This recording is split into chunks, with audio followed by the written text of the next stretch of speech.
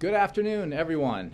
It is so good to be with you today. For those of you who were with us in New York, I hope you enjoyed a trip. That trip, it was obviously eventful.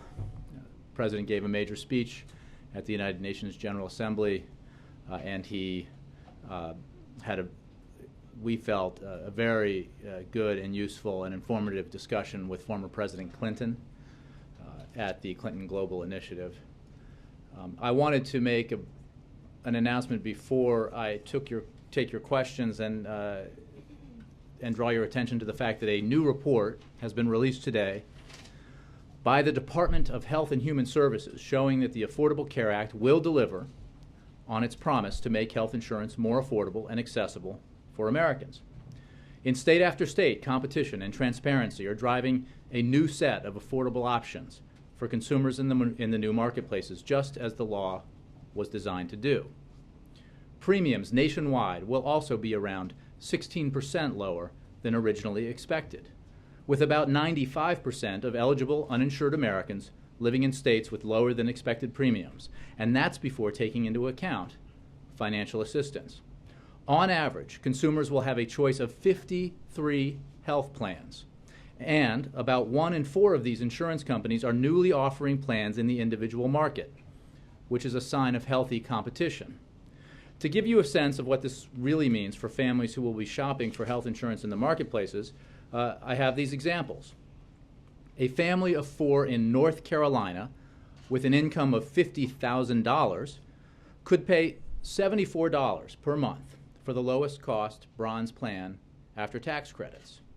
A family of 4 in Indiana with the same income, $50,000, could pay $46 per month, again, for the lowest cost bronze plan after tax credits. And a family of 4 in Texas with an income of $50,000 could pay just $57 per month. So an income of $50,000 could pay just $57 per month for the lowest cost bronze plan after tax credits. Overall, nearly 6 in 10 uninsured Americans will pay $100 or less per month for health coverage. You can check out the map of premiums by state at whitehouse.gov/ACA map. In less than a week, the new marketplaces will be open for business. And from October to March 2014, more Americans will be able to check out their choices, their options for affordable health insurance at healthcare.gov and find health plans that fit their lives and their budgets. And I think it's worth noting here in the capital of the nation and of the national press, some of the coverage of this news, which is why we have this graphic here behind me today. Indianapolis Business Journal, analysis, Obamacare exchanges will push Anthem's premiums lower. Pittsburgh Post-Gazette, exchanges to provide dozens of health care options for Pittsburghers. Dallas Morning News, Obamacare premiums projected to be lower than expected. Houston Chronicle, Texans to have array of insurance options. Appleton Post-Crescent, exchange rates decline with expanded choices. Miami Herald, U.S., Obamacare costs below forecast. The Detroit News, Michigan Health Exchange has plenty of choices. Palm Beach Post, local Obamacare rates beat forecast.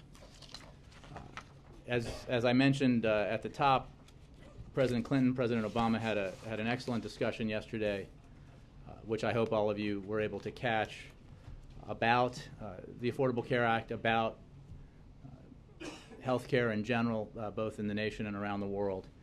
And it is worth noting, as we learn this news about premiums across the country and how they're coming in lower than expected, that very soon Americans who did not have the option of affordable health insurance will have it available to them.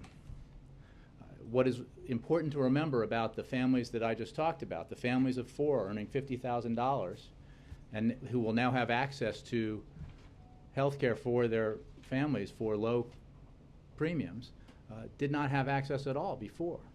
They could not afford it. And that is the design and the promise of the Affordable Care Act. And it's taking shape before our eyes. Julie. Thank you.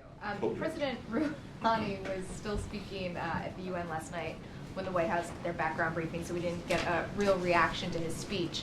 And I'm wondering if the president saw anything in Rouhani's address that signaled that there may be some actual substance behind some of the friendly overtures in terms of concessions on the nuclear impasse. What we heard from President Rouhani, I think, reflects what we've been hearing, and that is an interest in making progress towards resolving this very serious problem that Iran has over its nuclear weapons program. And that is why, as we've been saying for a while now, including in New York at the United Nations, we are very interested in testing the assertions about that interest on behalf of the Iranians in resolving this conflict diplomatically. Ever since he took office, the president has said he is willing to engage directly with the Iranians in an effort to resolve this issue. And it is that willingness that has helped make clear that the onus is on Iran to demonstrate that it is serious about complying with its international obligations. That willingness then candidate Obama expressed and new President Obama repeated is what helped forge the consensus internationally that led to the most comprehensive sanctions regime that has ever been implemented. That in turn, as I think President Rouhani made clear, and others have made clear, has had a dramatic impact on the Iranian economy, and that is why Iran is interested in our view, having discussions about resolving this conflict. And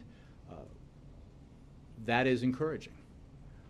But actions are what matter.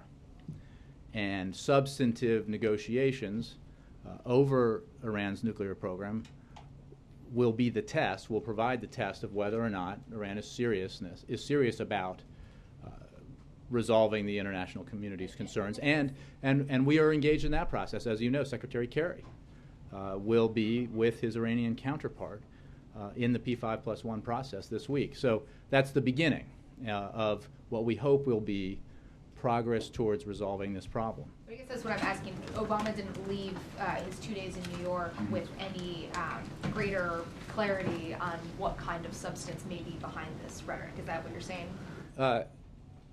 I would say that we have been and continue to this week explore the level of seriousness, and we are doing that through all the avenues available to us.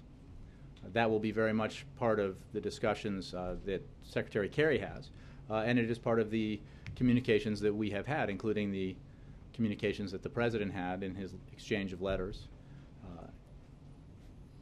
And I think that what happened in New York, again, demonstrates two things. One, President Obama has always been explicitly open to sitting down and talking to the Iranian leadership, provided that the Iranian leadership is serious about trying to resolve these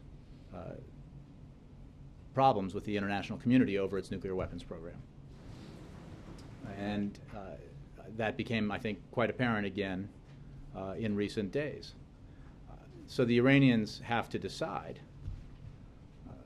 most importantly through substantive negotiations, whether or not they want to truly resolve this. And through resolution of it, through a verifiable, confirmable agreement to give up its nuclear weapons ambitions, Iran can then rejoin the international community, end its isolation, enjoy relief from the sanctions regime. But those are matters of substantive negotiations, and the process is in place and has been in place through the P5+1. And we will continue to test these assertions and to see if this opportunity is real. Because the window, as we've been saying for some time now, even predating the elections in Iran, is open to resolve this diplomatically, but it will not be open indefinitely. We would agree with those who say that there is a need to assess and act on this opportunity with haste. On the domestic front, wondering if there's any White House reaction to Ted Cruz's hours of arguing against Obamacare overnight, and now that the process on the CR looks like it's almost inevitably going back to the House, are there any plans for the president to talk with leadership to ensure that a deal can be reached by Monday? Well, as I indicated, I think earlier in the week, the president will, I'm sure, be discussing these budget issues with the leadership. I don't have a specific meeting to preview for you. As you know, he's held discussions with Speaker Boehner as well as others in the past about this and about our position, his position on these issues. One, that Congress has to act to ensure that they don't shut down the government. That it would be irresponsible to not fund the essential functions of the government out of ideological pique. That we can continue to negotiate over a broader budget deal in a responsible way, and to do that we need to make sure that a continuing resolution is passed that allows the government to stay open and for the president to continue to show in his presentations to Congress that he is and has always been serious about trying to find common ground when it comes to making the right choices in how we fund our government and investing in our economy to ensure that our kids get educated and our roads and bridges get built, and that we reduce our deficit further in a balanced and fair way. So that's one. And then two, the other position we obviously hold and will not waver from is that the responsibility of Congress to pay the bills of the United States, bills that Congress has incurred, is not a subject of negotiation. Everybody agrees, all the leaders, and I think most of the rank and file agree that the debt ceiling must be raised. So you have this unique situation in Washington where everybody agrees on this single thing, so Congress ought to just raise it. And don't forget, they did it not that long ago. You might forget because there was no drama and there was no delay and there was no threat of default just at the end of last year and the beginning of this year. So the idea that this could be or should be a situation where default is on the table and threatened, and all the ramifications of that take place, all the harm that does to our economy is somehow the norm, we just reject. We cannot allow that to happen. We have, since Congress raised the debt ceiling the last time without drama and without delay, this economy has created more than 1 million jobs. Since Congress, without drama and without delay, raised the debt ceiling, that means Republicans in Congress, not just Democrats, we've seen remarkable strides in the recovery in our housing market. We've seen continued economic growth. So if they were able to do it just a few months ago,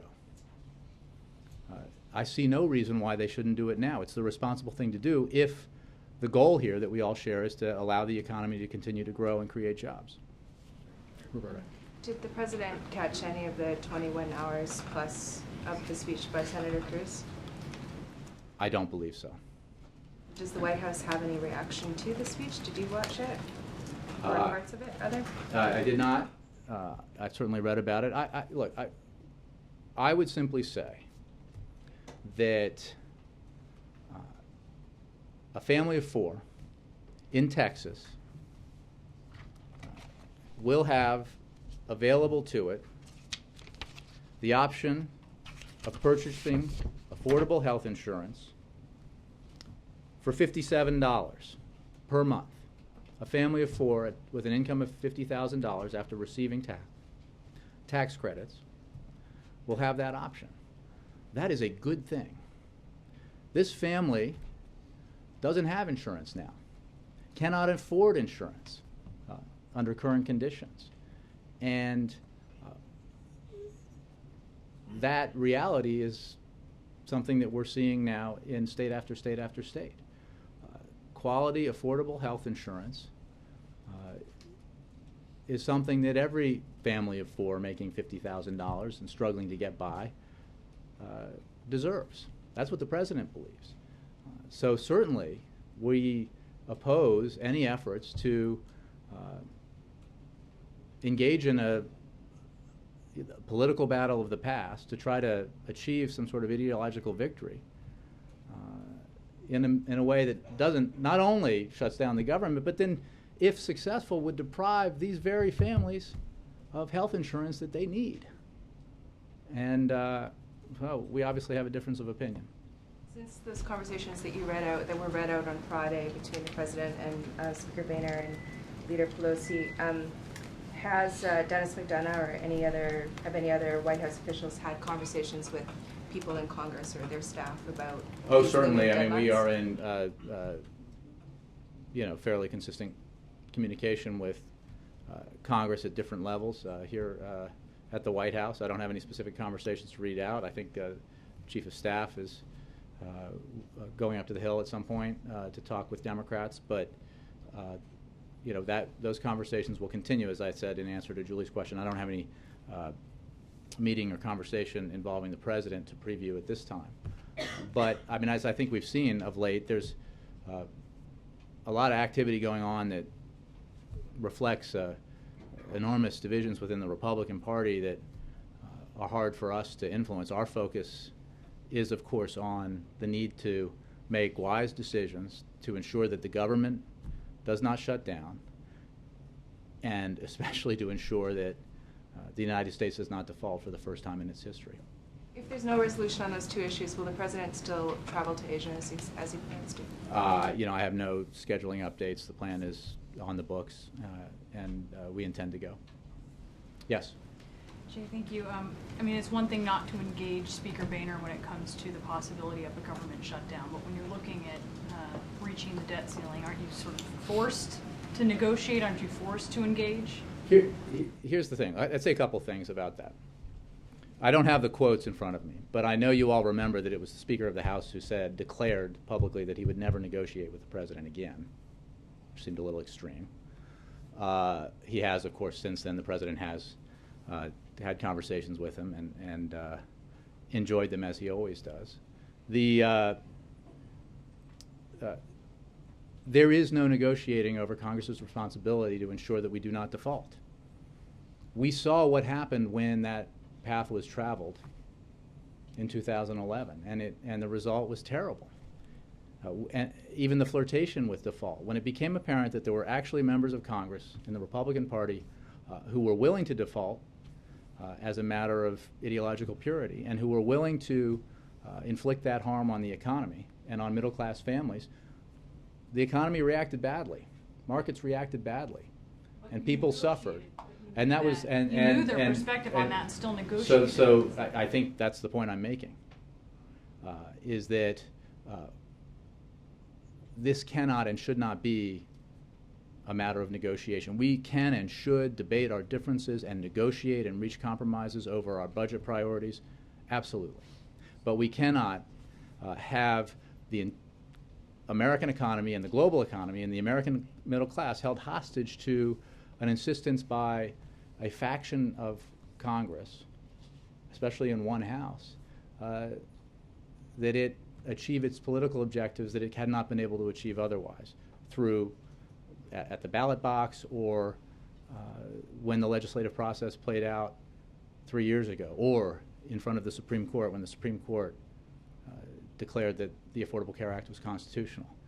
It's just incredibly irresponsible. I mean, think about, and the irony of ironies is when we talk about the debt ceiling, the one proposition on the table that Republicans have suggested is that they would threaten default over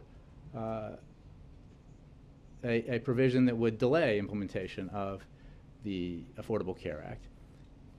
And if that were carried out, it would add significantly to the deficit.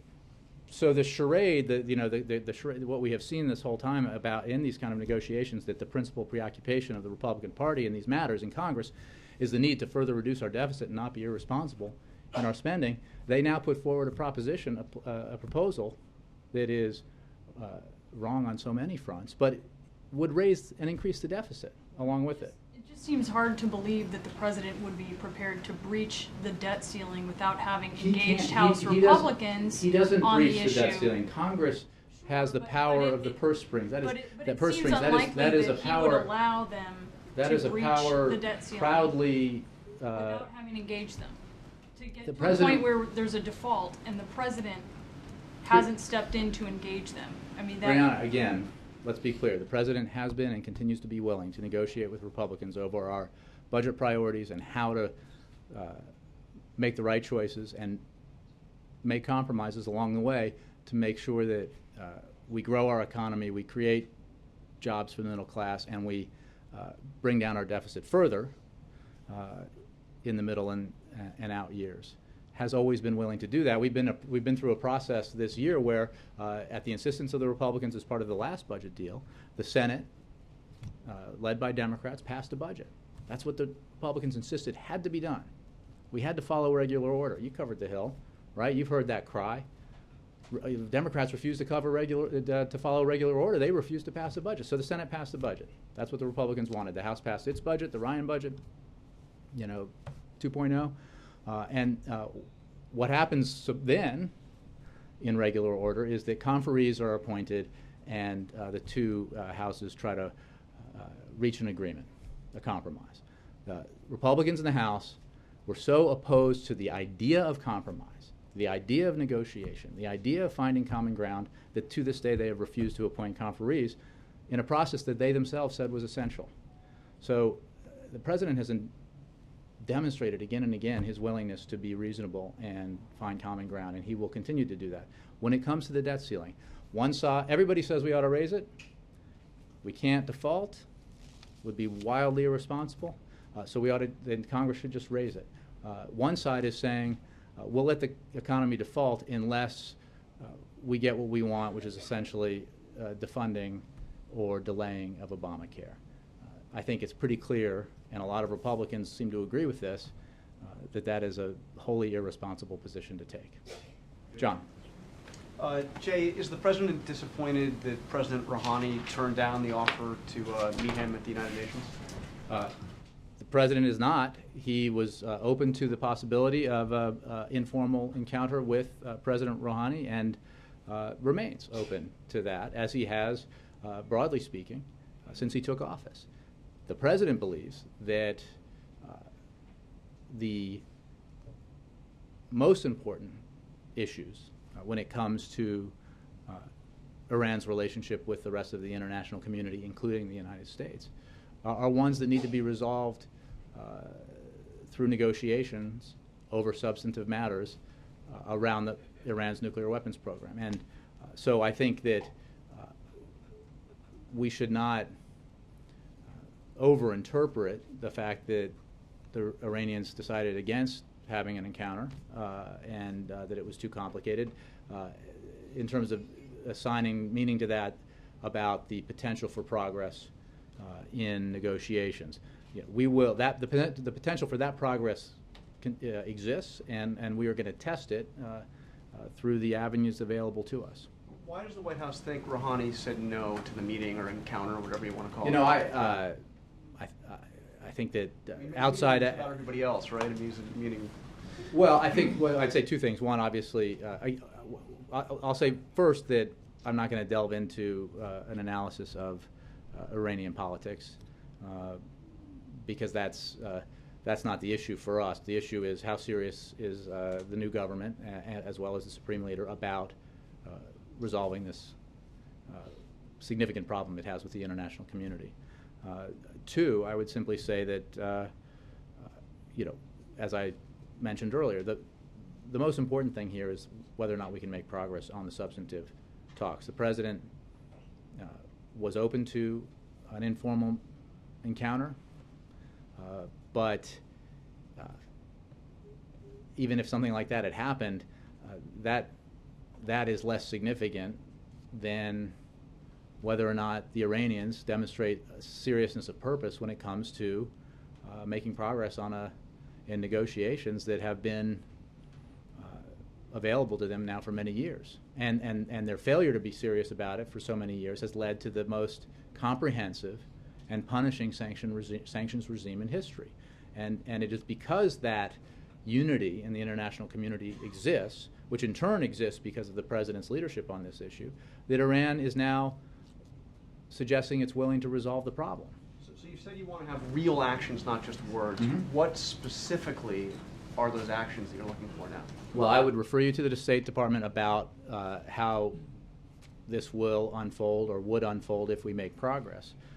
But it is our policy that Iran cannot be allowed to develop a nuclear weapon. And it is the international community's position, embodied in the various resolutions of the United Nations Security Council and elsewhere, that Iran needs to give up its nuclear weapons program in a way that is verifiable. And that's our position. And obviously there are steps along the way, and that's for Secretary Kerry and others to work out. As you well know, Iran says it has no nuclear weapons program. The President of Iran also said that, as other Iranian presidents have said, that enrichment of uranium is a fundamental right for the nation of Iran. Does the White House disagree with that? I think you heard the President say in his speech that access to nuclear energy is certainly something that is fair for Iran to have. The specifics of the negotiation are things that are going to be worked out through the P5+1 process. But the White House has not drawn a line on the issue of enrichment. I would just point you to what the President said and what we have said in the past on the matter. And then one last question on this. It's clear that the Iranians are looking for relief from sanctions. Mm-hmm. That they want those sanctions, they want relief quickly. How quickly, realistically, could you see some lifting of U.S. sanctions? I mean, what? I think that depends entirely on the Iranians.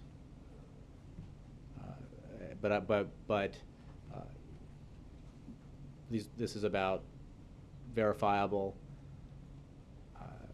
actions that need to be taken to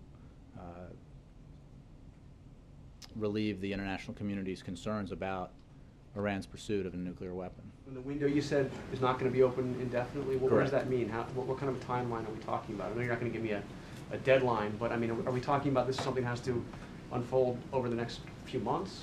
I won't give a timeline to it. I think that we've made clear in the past about our assessments of where Iran is in its program, what our capabilities are in terms of being able to be aware of so-called breakout move, and I would refer you to sort of substantive briefings that others have given on that, and even I have, but it's been a while. So the point is that this is not an indefinite period of time. This is the threat of a nuclear arms race in the region is a huge problem for the region, for our allies, for the United States, for the world, and the Iranian nuclear weapons program is central as a problem that needs to be resolved to avoid that nuclear arms race.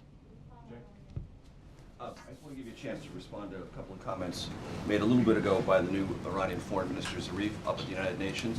When asked what the Iranian goal was at the P5+1 conversations, he said, quote, to jumpstart the negotiations with a view to reaching an agreement within the shortest span.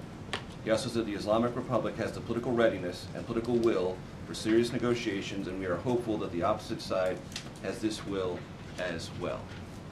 We certainly have the will. We've demonstrated it for many years now. In the past, no. And I think that the comments that you just read to me, and I have not seen them, but they're in keeping with some of what we have heard and seen, demonstrate certainly a different rhetorical approach to this problem that this new government is taking. And I think, as we've said, that is absolutely worth exploring and testing, and so that we can discover, we the United States and our allies can discover whether or not they're serious and whether or not we can resolve this conflict diplomatically. So you heard the President say in his speech to the General Assembly, this is a significant opportunity that ought to be explored, and it would certainly be to the benefit of the world and to the benefit of the Iranian people to resolve this diplomatically. So that's That's what we're undertaking to try to do. But we do it understanding the history here and with the clear assertion that actions here are what matter, and a process that allows for verifiable decision by Iran to forsake its nuclear weapons program is essential. So, using the foreign minister's words of reaching an agreement within the shortest span, that entirely depends on how many concessions the Iranians are prepared to make. Now, look, this is a negotiation, and it's a negotiation that involves other nations, part of the P5+1, the P5 plus Germany, and I will leave it to the negotiators, including Secretary Kerry and then others who will be working on this, to give assessments of where we are and what that negotiation looks like. But the end result has to be that the international community, the P5+1, is confident that Iran has given up its nuclear weapons program. In his speech yesterday, President Rouhani described economic sanctions carried out under the UN authority as a violent crime and an inhumane crime against ordinary Iranians. What's the White House reaction to that? I think the fact that President Rouhani spoke about the impact of the sanctions demonstrates the impact of the sanctions. We made clear when we solicited the consensus that we achieved on this matter that the onus was on Iran, because we were willing to back up a little bit. Prior to President Obama taking office, the international community was divided, and some people believe that our intransigence, the United States' intransigence on this issue, our refusal to engage with the Iranians on this issue, was part of the problem. And whether you believe that to be true or not, there was that view that divided the international community. President Obama, taking a position as a candidate that was somewhat controversial and then reasserting it as president, including in his inaugural address, took a different approach. And that different approach, his willingness to engage with the Iranians, made clear that the problem was the Iranians. And it allowed us to build the most comprehensive sanctions regime in history with considerable international consensus, a consensus that did not exist before. And so that when the Iranian president speaks about the impact of the sanctions, I think it reflects something we've been saying, which is that these sanctions are real. They represent the will of the international community and the seriousness that the international community takes the problem posed by an Iran potentially possessing nuclear weapons. Alongside some of the language you've noted is more conciliatory than in the past, is this a worrisome assertion from the Iranians that UN sanctions are in fact a crime and are punishing ordinary Iranians, and that itself could be a problem? I don't see that as, I think that we would acknowledge that the sanctions have had an impact on the Iranian economy. And the sanctions are a direct result of Iran's refusal heretofore to resolve the international community's very serious concerns about their pursuit of a nuclear weapon. All of this, I don't mean to make it sound easy, but this can all be resolved if Iran takes a different approach. The United States and its other partners on the P5+1 are willing to engage, as they have always been, and we will see whether or not the kind of progress that apparently the foreign minister just suggested was possible is in fact possible. Follow up on Brianna. One last thing. You have a very careful construction about the president not negotiating on the debt ceiling. The president will not negotiate over Congress's responsibility to pay its bills. Mm-hmm. Does that also not leave open the possibility that if Congress says, Mr. President, we are going to raise the debt ceiling, we'd like to discuss with you methods of achieving that, meaning not if, but how? Does that open a window for negotiations? No, not in the sense that I'm not attempting to be nuanced at all on this. We will not negotiate over Congress's responsibility to raise the debt ceiling. Congress must raise the debt ceiling, but we'd like to include some other things in it. We'd like to talk to you about that. Can we have a conversation along those lines? No, because that's what they've been saying all along. And saying that we want to achieve a political agenda item, and if you don't give it to us, we'll tank the American economy and make the American people suffer. President's not going to accept that proposition. He's just not. We will not negotiate over Congress's responsibility to pay the bills that Congress racked up. I mean, the irony of this discussion, and it's nobody's fault, nobody in this room, that it is widely misunderstood that raising the debt ceiling does not add a dime to the deficit, does not represent a single nickel in spending. Raising the debt ceiling is just authorizing Congress to write the checks for bills that's already racked up, that have already added to the deficit, or not if there are programs that have been paid for, like the Affordable Care Act, for example. But this is about just being responsible stewards of the American economy. You frequently from the podium assert the history of the many times the debt ceiling has been raised, but you also must concede in that history there are complex interactions with Congress and chief executives where other things have been added into the mix as a part of the process. Are you trying to rewrite not just No, that history we assert addressed some new history? We discussed this the other day, and what is an incontrovertible fact is that roughly 40 times since President Reagan took office, the debt ceiling has been raised. And only once was default ever in the air, and that was in 2011. Right. So This goes to the heart of my well, question. hold on, If you but- take default off the table and say, we're going to raise it, but we have other items worth talking about in which you can put some things and we can put some things and it can be a negotiation, that's not possible. That's because if the alternative is we're not going to raise it, that's what they're saying. Then the answer has to be no. If the Congress, if Republican leaders in the Congress or rank and file members in Congress want to pursue, efforts legislatively to dismantle, disrupt, and ultimately defeat Obamacare, they can, and they have, but they've failed. And it's because they've failed that they're now trying to attach this to, the full faith and credit of the United States, which is a wildly irresponsible thing to do. We can talk about how we fund our priorities and how we responsibly reduce the deficit, and we will. But Congress cannot, for the sake of the American people, put the threat of default on the table. Ed. How are you? I'm great. Good. First on Kenya. Mike Rogers, the House Intelligence Chairman, who has sometimes been supportive of the President on Syria, for example, is being critical now about, in the wake of the terror attack in Kenya, he's concerned that he believes some of your counter-terror policies have changed and that the administration is using drones less because of the criticism of the drone policy. How do you react to that criticism? Has the administration been pulling back from using drones in a way that is potentially allowing extremists to move forward with attacks like in Kenya? Well, I would say a couple things. One, I would point you to the President's speech on this matter, and then make clear that we have worked with our partners very aggressively when it comes to Al-Shabaab, the organization responsible for the attacks, or we believe responsible for the attacks in Kenya.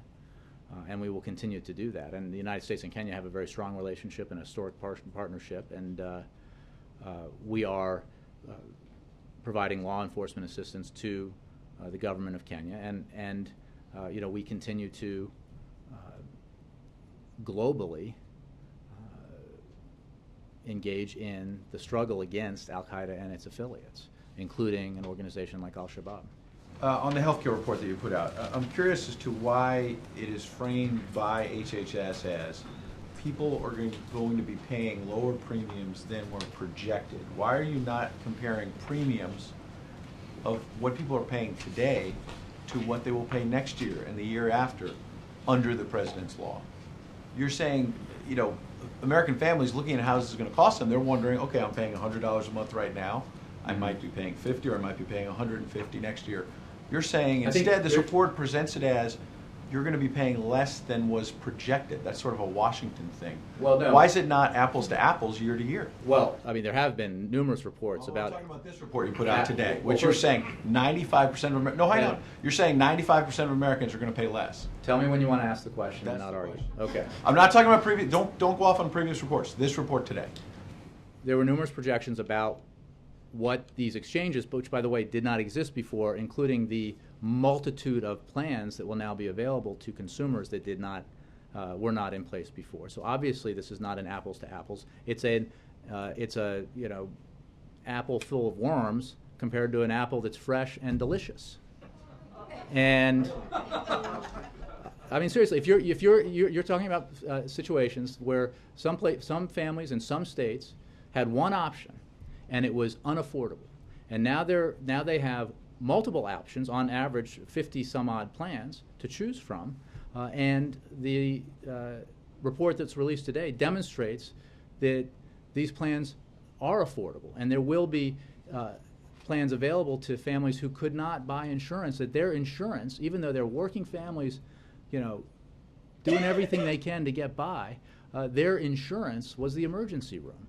So they don't have anything to compare it to. They don't have, but I can guarantee you that the cost that they will pay for their premiums and the cost of their health care will be infinite, well, not infinitely, but considerably less than the cost of the American taxpayer of those families using emergency rooms as their sole source of health care. So then why does the Wall Street Journal have a different report today that says in Nashville, Tennessee, 27-year-old male non-smoker could pay as little as $41 a month now for a bare bones policy, but would pay $114 a month. They go from $41 a month to $114 a month for the lowest cost bronze option under the President's health care law. They've got somebody in Philadelphia. They would rise up from $73 today per month premium to $195 a month. So that apple not so nice?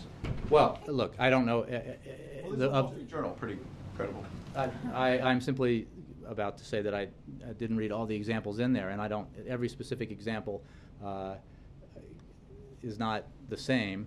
Overwhelmingly, premiums are coming in. I mean, this is.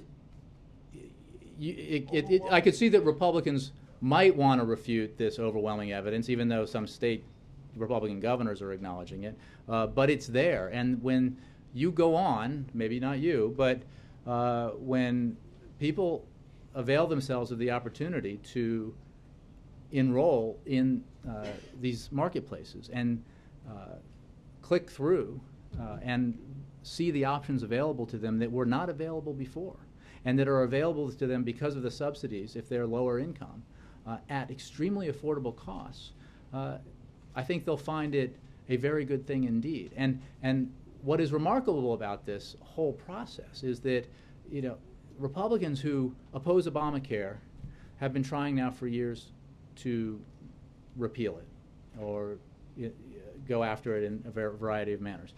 We are now at a point where enrollment is about to begin, and I think that part of the fear that you see, the intensity of the political agitation, is that they know that when 27-year-olds in a lot of parts of the country who, they now, thanks to Obamacare, only just left their parents' health plans, a benefit of the Affordable Care Act that's already there. A lot of those 27-year-olds would have gone out on the individual insurance market and said, there is no way I can afford what's out there. The choices are too few and it's too expensive. And I know maybe you can cite an example of one place where that may not have been true, but it is overwhelmingly the case. It is an established fact that the individual insurance market has been unaffordable in many ways. From the Wall Street Journal out, let's take the attacks from the Republicans out. You're talking about enrollment. Will Jay Carney enroll in this? Will White House staff enroll in Obamacare? Again, everybody, if you have... Let's start with you. If I in a future life don't have employer... the premiums are so great. Ed, does everybody here agree that we can ask questions and answer them, but if you want to... You're not even letting me answer the question, Ed. Please go ahead and answer. I mean, I'm not quite sure what your enroll? goal here is. Would you enroll? Absolutely. It's a simple question. Okay, Absolutely. so you are going to enroll. If I did not have employer-provided health insurance, like I'm sure you do, unless there's something about Fox I don't know, then I would absolutely enroll, and it would be more affordable because of it. And I think you'll see that around the country. But the whole purpose, again, a fact often either ignored or mischaracterized by critics, is that if you have insurance provided by your employer that you like, nothing changes for you. But if you change jobs, or if you get laid off, and and you then take a job, you start your own business, or you take a job where you're not given insurance by your employer, you will now have, or once the marketplaces are in effect, options that were never available before at affordable prices. And that's the point. And what, the irony of this argument that Republicans are making is that pretty soon they're going to be making an argument that what they desperately want to do without an alternative is take benefits away from the American people. Benefits that help them live better lives and healthier lives. Yes? Define success if you can. Over the course of the next 6-month enrollment period, the White House would view success if how many million people signed up for, right now there's 55 million that are either on the individual marketplace or 40 million that are uninsured. Success in the first 6 months is what? I'll have to, I don't know that I have that figure. Somebody might, our healthcare experts might have a target figure for what I think HHS has put out information about, what they're looking at in terms of how many people they're expecting to enroll, but I don't have that available to me right now. If I can, then one of the criticisms has been recently that some of the premiums would be largely lower because insurers are offering plans with limited networks of health providers. What's the rebuttal to This was a rather remarkable story, and I'm glad you asked, because the people that story talks about don't have insurance. So how could, no question, the bronze plan, lower cost plans are going to be more limited in the services they provide and the benefits they provide than better, higher cost plans, silver, gold, platinum, whatever. That may be true and is often true in employer-based health insurance. For those families who do not have insurance and cannot afford insurance currently, to have available to them an option that they can afford that would provide insurance coverage that they do not have, how could that be described as anything but a good thing? So there's no question that affordable health care plans, the less expensive ones, are going to be more limited in their benefits, but they all meet minimum standards, and they all beat the stuffing out of the alternative, which is no insurance, which is just using emergency rooms around your city or county, hoping to deal with your child's asthma problem. That's not that's the alternative. That's the apple-to-apple comparison. One of the big criticisms is that a lot of people are being formerly full-time or being moved to a number of hours that will be viewed as part-time. Some businesses are already reporting this, that they're lowering the number of hours. Just the White House is not convinced that that's happening? Well, there's just ample data that refutes that. In fact, there was some assertion from the restaurant industry that was the case, and then the data came out that showed that the growth in jobs in that industry has been particularly concentrated in full-time employment. So there's just not the data to back that up. Explain why a company wouldn't do that, though. Why would a company not do that, though? What's the lost advantage to the company? Because there's an advantage for a company to provide health insurance to its employers. A. B. There's all sorts of aspects of the Affordable Care Act that makes it easier for smaller businesses to provide health insurance to their companies, to their employees. And again, I think those Americans who have health insurance provided by their employers, that will not change, and it is not, it is a great, mischaracterization of reality to suggest otherwise. And it is one of the things that as the President, I think, mentioned on stage with President Clinton yesterday, that is reflected in the fact that Obamacare, as designed, the Affordable Care Act as designed, builds on our existing private insurance system, using a model established by a Republican governor in Massachusetts, a model that was once celebrated by Republican thinkers and policy experts as the moderate/conservative alternative to more liberal proposals when it came to dealing with our improving our health insurance system in this country. Just a few minutes ago, the FBI released for the first time video of Aaron Alexis, the Navy Yard shooter. Dramatic pictures that show him with a sawed-off shotgun walking through the halls of the building on that campus. The president this past weekend said, and I have the quote here, "Sometimes I fear there's a creeping resignation that these tragedies are just somehow the way it is, that this is somehow the new normal. We can't accept this." In what active way is the president not accepting this when, given the fact that he has the budget showdown right now, the debt ceiling coming up quickly, a trip to Asia, and then potentially another fiscal crisis to deal with before the end of the year? In what active way is he pursuing this legislatively to try to shift the balance that I think with a lot of attention from the press, he pursued this legislatively, and he continues to call on Congress to do this, to do the right thing, which is not defeat a bill that's supported by 85 to 90% of the American people. He feels as strongly about that today as he did earlier this year when the Senate, in one of its least noble acts, defeated that bill.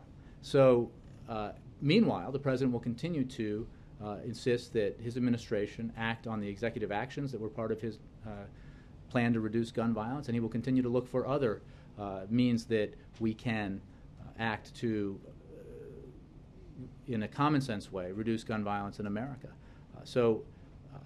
I think the president's depth of feeling about this issue was reflected in his remarks on Sunday.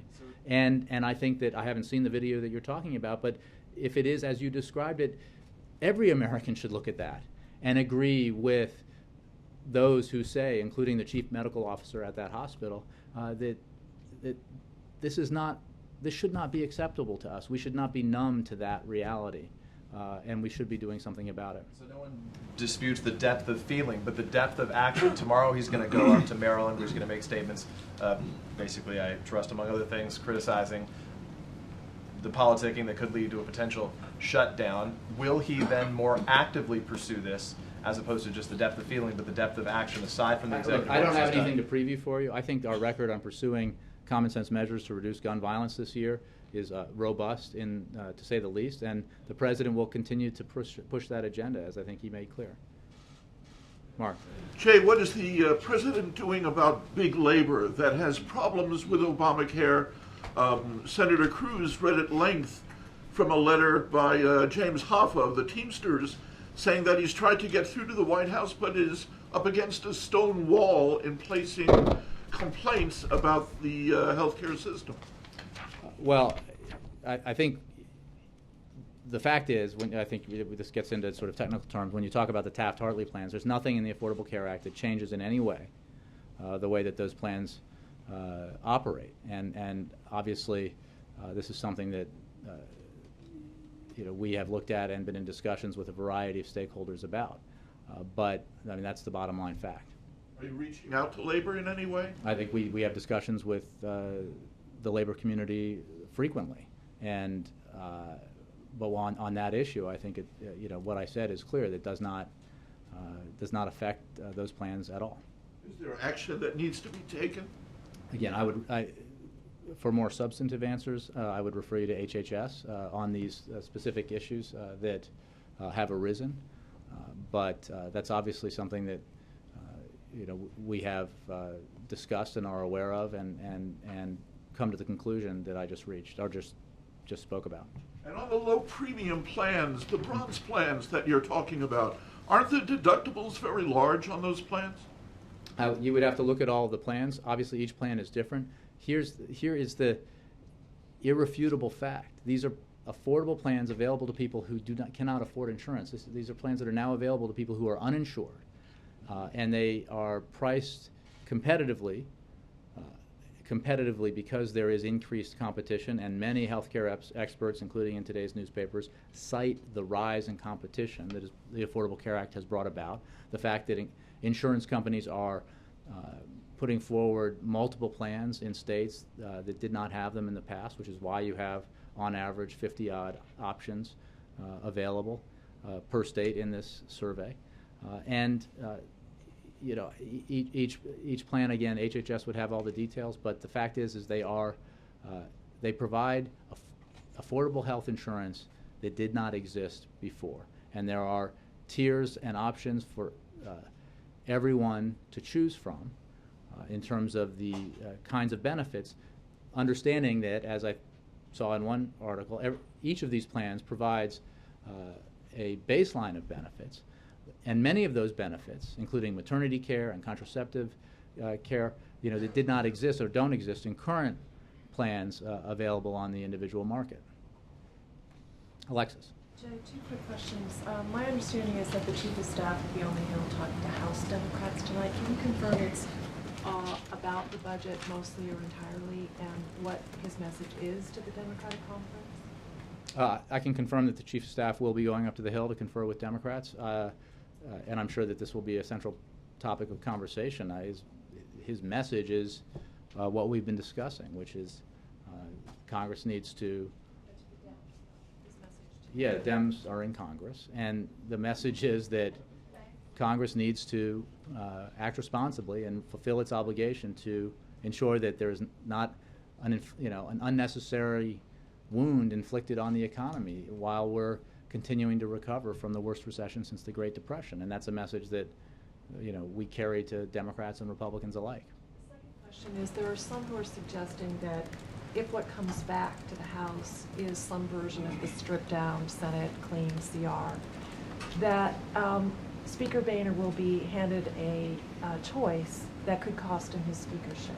When is the President's message to Mr. Boehner on that question? Well, internal Republican Party politics, while absolutely the most fascinating story politically in Washington right now, and one that I would be choosing to cover if I still were a reporter, are not something that we spend a lot of time on, nor should we. But I would simply say that the President's view, and this applies to members of both parties and leaders of both parties, is to do the right thing by the American people and by the economy, even when that involves tough choices. That's the approach he took when he submitted his budget this year, which, didn't win him accolades in all corners of his party, but he believed was necessary to demonstrate that he was willing to find common ground with Republicans on how we move forward on our budget challenges. That budget is on the table and is available to be taken up by Republicans. What we need to do before we have those negotiations, because time is so short, is ensure that Congress acts so that the government doesn't shut down, and then even more importantly, because the consequences would be so much more severe, Congress needs to act to ensure that there is never any doubt about the United States defaulting.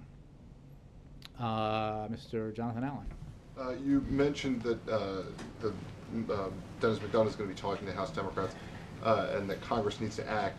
Are you worried that House Democrats may be more willing to have a shutdown or a default situation than the White House is? Look, I don't think anybody on Capitol Hill believes that a shutdown is a good thing. Well, I mean, maybe that isn't true of all Republicans based on some reporting I've seen. But I don't believe we don't believe that our allies believe that a shutdown is anything but harmful to the economy and obviously harmful to the ability of the government to fulfill its essential functions. But we will not, Congress and Republicans need to be reasonable here about, passing a CR so that we can have substantive continued negotiations that we've been trying to have all year and have periodically engaged in about reaching a compromise for a broader budget agreement. So that's the position we take, and I think we're confident that our fellow Democrats share that position. If I could follow up on that on the debt limit, does your position that you won't negotiate on the debt limit mean that you wouldn't accept a package that included the CR and the debt limit? If there was some arrangement where you thought you could toss the debt limit into another deal that's moving, you wouldn't take it? We won't negotiate. We will not get into a negotiation with Congress with Republicans in Congress who say, do this, accept this, highly partisan agenda item, or else we'll default. It's off the table. We're not going to do it. And Republicans who imagine that that's a constructive approach to helping the economy grow and helping the middle class are deluding themselves. The consequences of that would be terrible, because even the hint of that produced negative impacts for the American people and the American economy 2 summers ago. So you wouldn't tack the debt ceiling as a rider onto a package that was already moving? Look, as I've said in the past, when Speaker Boehner and others, including some of your colleagues in the front row, suggest that that is the same as holding out, we will not fund, we will default on the United States obligations for the first time in its history unless you repeal or defund or delay Obamacare. That is wholly different from past practice, and that's why we won't engage in it. Lily. Thank you. And then Mr. Becerra. Thank you. How is the President preparing for his meeting with Prime Minister Singh Friday at the White House? He very much looks forward to the meeting. has obviously met with the Prime Minister on numerous occasions in the past, and looks forward to having a discussion about all of the issues and shared objectives that the United States and India have. We'll have I think a broader preview of the meeting later in the week, and certainly more information in the aftermath of the meeting. Pakistan's earthquake, more than 300 people have died in the earthquake in Balochistan. Has U.S. offered any kind of assistance to well, first of all, our thoughts and prayers go out to the people of Pakistan, and we always stand ready to assist in any way we can in a terrible situation like that, a natural disaster, and it's certainly the case that Pakistan has suffered more than its fair share of natural disasters. For more specific information in terms of any requests or what kind of communications we're having with Pakistan over their response, I would refer you to the State Department. Yeah, Mike. The President and you obviously made a number of Sherman-esque statements refusing to negotiate around the debt ceiling. Does the same go for the CR? No. No, we made clear. Well, look, we don't have a lot of time. And instead of taking the road of seriousness and compromise, House Republicans decided to, as everybody here wrote, or at least your colleagues on the Hill wrote and said on television, embrace a CR that was a dead-on-arrival, ideologically driven exercise. So we're still playing out. We're still, unfortunately, we can't run Congress all by ourselves. So that process, that choice that Speaker Boehner made, is still playing out this week as we inch closer and closer to October 1st. So we're at a point now where Congress needs to do the right thing and simply make sure that we pass a CR, that they pass a CR that allows the government to continue to function. So the fallback plan being considered by Speaker Boehner and House Republicans is to take what the Senate does, assuming they delink the defunding, and add a one-year delay for the individual mandate or a repeal of the medical device tax. Is that negotiable? Here's the thing. Every fallback plan is, another attempt to appease a subsection of the Republican Party that happens to be the same subsection of the Republican Party that thinks it would be fine to default in order to achieve a political objective. I'm just talking about the spending bill here. Well, the provisions you talked about, they've talked about attaching to the debt ceiling. And, the answer is no. The answer is no. We're not going to.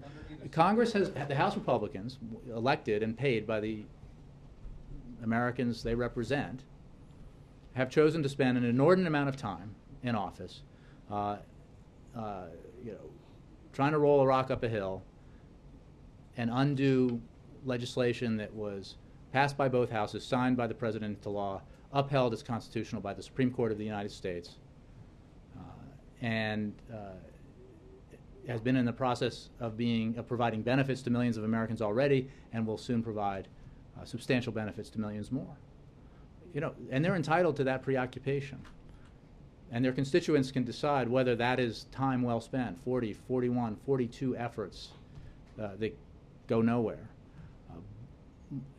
And in the relative harm caused category, there is relatively less harm caused by that activity than an effort to attach that political agenda to the essential functions of government, to threaten to shut down the government if they can't achieve what they couldn't achieve when the bill was passing through Congress, what they couldn't achieve at the ballot box, what they couldn't achieve in a Supreme Court that I don't think anyone here would describe as ultra liberal. So this is bad for America, and now they're trying to do this when we are on the cusp of millions of American families, millions of Americans and American families across the country who have not been able to afford health insurance, having available to them affordable health insurance. And the message they're going to be delivering is, we don't have an alternative, but we want to take that away from you because politically we think that's the right thing to do. If they attach that, that's veto big. Yes. I mean, look, I don't have a formal thing, but we would not accept that. Thanks, Jay. Anita, last one. Can you talk a little bit about tomorrow's community college event? It's tomorrow, right? The last few speeches that he's given on the economy or healthcare have included criticisms of Republicans. We're a few days from the deadline. I'm just wondering how you see that would be helpful to this process, the negotiation process. Look, we are in policy debates with the other party. We are a two-party system, and we are engaged in debates about what policies we think are best to move the country forward, to help the middle class expand, to give the middle class a better bargain, and to ensure that millions of Americans who have not had access to affordable health care can have access to affordable health care. And obviously, there are